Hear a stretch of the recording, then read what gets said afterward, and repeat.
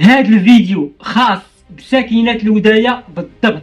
السلام عليكم خوتي وخواتاتي، بغيت نشارك معكم واحد المشكل كبير وقع ليا باش تعرفوا كيفاش تواجهوا هذا النوع من المشاكل اذا قدر الله تحطوا فيه. كنت جاي في الطريق عادي، وقف عليا واحد الشخص كنعرفو مزيان وقال لي اسمح لي بغيت نسولك واش هاد الصورة ديالك؟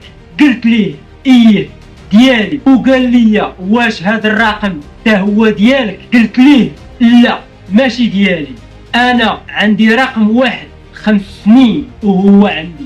قال لي هاد الرقم اللي فيه الصورة ديالك كيصيفط لي رسائل في الواتساب مخلة للحياة وصور غير مرغوب فيها، وماشي انا بوحدي، تا الزوجة ديالي نفس الشيء.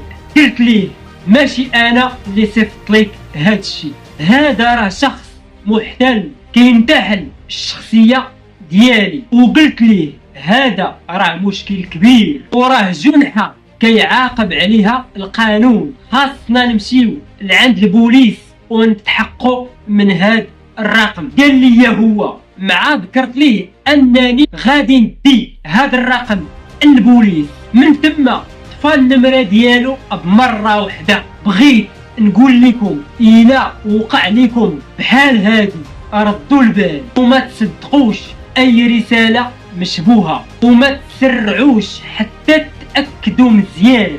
إلا شكيتي بشي حاجة افضل حاجة ديرها هي تبلغ البوليس باش نوقفوا هاد المحتلين اللي كينتحلوا شخصية الناس. والسؤال اللي كيبقى مطروح هو كيفاش قدر هاد المحتل يحصل على الرقم تاع الزوج والزوجة.